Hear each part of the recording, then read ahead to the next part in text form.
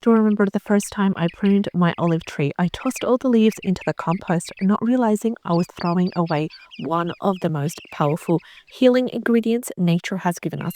Now, every single spring, when I gather fresh olive leaves, I smile because these humble little leaves have become a part of my daily routine, from immune boosting teas to soothing skin oil. And in this video, I'm super happy to show you exactly how I use olive leaves, how I prepare them safely, as well as a few creative ways to bring their healing energy into your home. So don't make the same mistake as I did.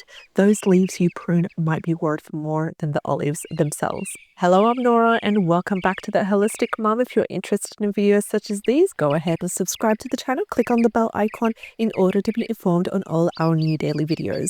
With that being said, let's get started.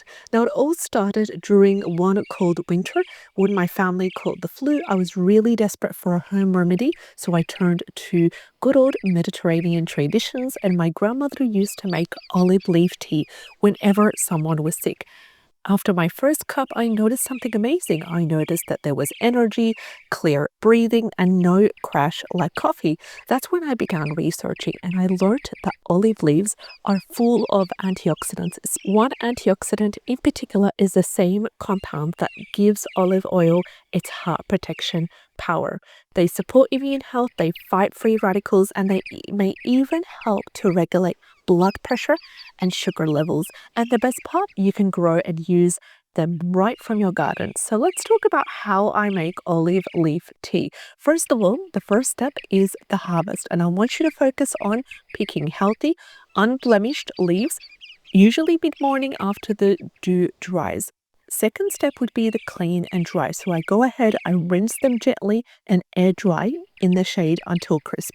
Direct sun can reduce their pitch potency. Step 3 is to brew. So I go ahead, take 1 teaspoon of dried leaves or a small handful of fresh, steep in hot water for about 8 to 10 minutes. Then I go ahead and strain. And the tip here is that the flavor is slightly bitter. So I go ahead and I squeeze a lemon and also add in just a drop of honey. If I'm currently, wanting a complete sugar-free drink, I just opt for a little bit of stevia, and it does taste very earthy, which is a beautiful reminder of its origin, that it's medicine from the soil itself. And I promise you, once you try this, you'll never look at olive trees the same way again. So let's talk about how we make olive leaf powder or extract. Now, for a stronger form, if you're looking for something really potent, important to do this step. And in order to get a stronger form, I grind and dry the leaves into a fine green powder. And you can add a pinch to smoothies or make your own capsules. And if you prefer liquid form, just infuse the leaves in glycerin for an alcohol-free tincture just for a few weeks to create a homemade extract.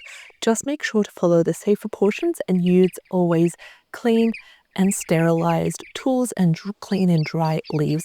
And I use my powder especially during winter. It only takes half a teaspoon in warm water once a day, and this feels like a shield against colds, I promise you. And you can buy olive leaf extract in stores, but absolutely nothing compares to the one made from leaves that you've grown with your own hands. So let's talk about using olive leaf for skin as well as hair. I also make an olive leaf infusion for my skin. I fill halfway jar with dried olives, pour in organic olive oil, and let that infuse for 2 to 3 weeks.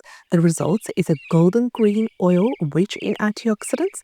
I use it on dry hands, cracked heels, or as a gentle scalp treatment. It soothes irritation and as a natural glow.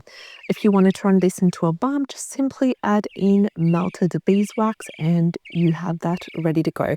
And the first time I used it, I noticed my skin looked calmer, like it had just taken a deep breath. So I personally got dry, dehydrated skin, and this was wonderful.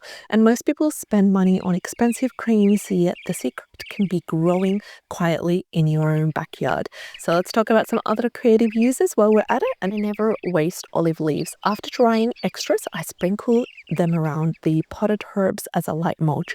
They break down slowly and their mild aroma keeps gnats away. And sometimes I even add a few to my bath with Epsom salts for a refreshing herbal soak. The scent is grounding, it's peaceful, and it reminds me of the Mediterranean gardens after rain.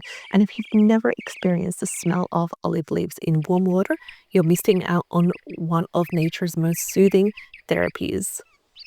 It's really important to discuss the safety and precautions because, like all herbs, olive leaves are powerful, and that means that they deserve respect. So, if you are on any sort of blood pressure or blood sugar medication, please talk to your doctor first.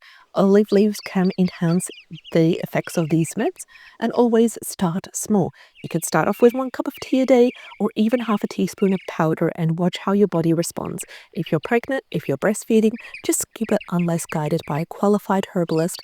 And nature doesn't always mean it's risk-free, but when you use it wisely, it's always gentle and deeply supportive. So that's how I use olive leaves for tea, for powder, and for skin oil and balm.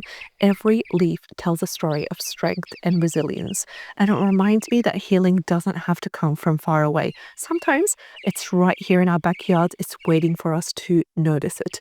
And if this video has taught you anything, if it has inspired you in any way, please don't forget to like, subscribe, and share it with someone who has an olive tree and has no idea what they're sitting on. And next week, I'll share with you how I use olive oil and herbs together to make my favorite homemade recipe for winter immunity. So you don't want to miss out on that one. I'll see you in the next one. Take care and have a great day. All the best.